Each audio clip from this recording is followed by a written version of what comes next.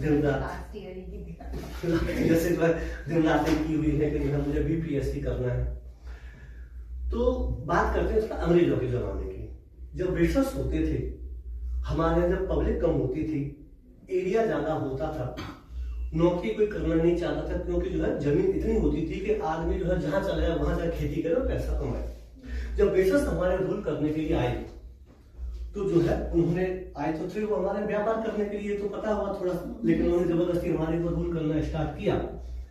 तो जैसे आपने देखा होगा ना कि हर चीज के ऊपर मेड इन चाइना लिखा होता है। क्यों?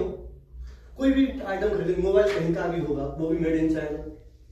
अमेरिका की फैक्ट्री है, अमेरिका की कंपनी है, लेकिन उसका प्रोडक्शन कहाँ हो रहा है? चाइना में हो रहा है। क्यों? क्योंकि अमेरिका की भले ही कंपनी है, इंग्लैंड की कंपनी है, लेकिन चाइना में लेबर बहुत सस्ती है। वहां का जो बेसिक स्ट्रक्चर बहुत सस्ता है, बिजली, पानी, लेबर, रेंट। इस वजह से जो कंपनियां हैं वो चाइना में अपना फैक्ट्री लगाती है और वहीं पर जो है असेंबल करके फिर ये सब कहाँ बन रहे हैं? ये भी कहाँ बन रहा है? मेड इन चाइना में असेंबल हो गया। मोबाइल भी हमारे मेड इन चाइना में। सेम ऐसे ही जब ब्रिटिशर्स हमारे यहाँ ट्रेड करने के लिए आए, लेकिन उन्हें एक मौका मिल गया हमारे यहाँ रूल करने का, क्योंकि हम लोगों के बीच में ना एक प्रॉब्लम थी, लेग पुलिंग की, एक दूसरे की लेग पुलिंग की। सो ब्रिटिशर्स ने लेग पुलिंग मतलब एक दूसरे की क्रिटिसाइज करना, ये ऐसा है, ये ऐसा है। उन्होंने सोचा अच्छा आपस में कर रहे हो, चलो हम भी अपनी रोटी सेक लेते हैं। तो अंग्रेजों ने फिर एक नया रूल स्टार्ट किया जिसे कहते हैं डिवाइड एंड रूल, फूल डालो और शासन करो। लेकिन अंग्रेज तो यहाँ पे ट्रेड करने के लिए आए थे, कुछ 1000-2000 के आसपास, ज्यादा से ज्यादा 1000 भी नहीं थे शुरुआत में। अब उन्हें रूल करना था, तो रूल करने के लिए चाहिए जूनियर अधिकारी चाहिए, जो क्लर्क भी हो, लिखें भी, है ना, डंडा लेके खड़ी भी रहे, चौकीदार भी करे, ये भी करे, वो भी करे। तब उन्होंने हमारे यहाँ जॉब का कॉन्सेप्ट क्रिएट किया पहली बार, कि अब हमें यहाँ पे जॉब तो करवानी पड़ेगी, क्लर्क चाहिए। क्लर्क अगर अमेरिका से लेके आएंगे या इंग्लैंड से लेकर के आएंगे तो महंगे पड़ेंगे, इसलिए हम लोगों में से उन्होंने क्लर्क तैयार किए। तो इसीलिए जो है उन्होंने हमारे यहाँ सबसे पहले, आज से लगभग 200 साल पहले, 1835 में, कितने 1835 में उन्होंने हमारे यहाँ इंग्लिश को इंट्रोड्यूस किया पढ़ाई लिखाई में। तो 1835, 1935, 2035, 9 साल बाकी है ना 200 साल में।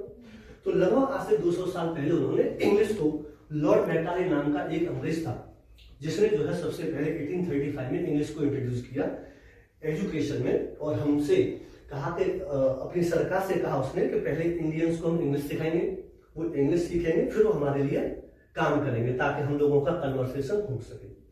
तभी जो है उसी साल बम्बई, कलकत्ता जैसे कुछ यूनिवर्सिटी भी एस्टैब्लिश किए गए थे ताकि जो है उन बच्चों को पढ़ाया जा सके।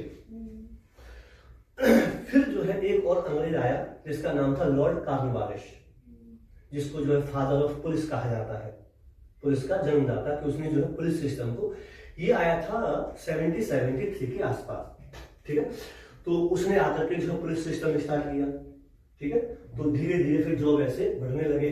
1920-21 के आसपास पहली बार जो है ये जो एग्जाम है कुछ इस प्रकार का एग्जाम होता है।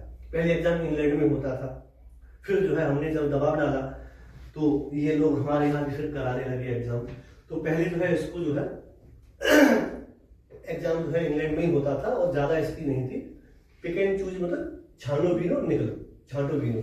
तो पहले पिक एंड चूज के आधार पर नौकरियां, तुम्हारे घर में कितने 10, ठीक है, 2 लोगों को भेज दो, नौकरी लग जाएगी। कोई एग्जाम नहीं था, कुछ भी नहीं था, तुम्हारे कितने 4 नौकरी चाहिए, भेज दो एक दो को। कभी कोई मैंडेटरी हो जाता था, नहीं भेजना ही भेजना है ना।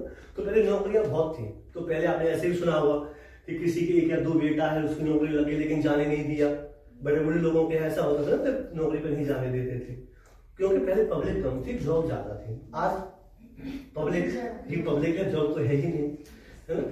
तो ये जो है जॉब की स्टार्टिंग हुई अंग्रेजों के जमाने से।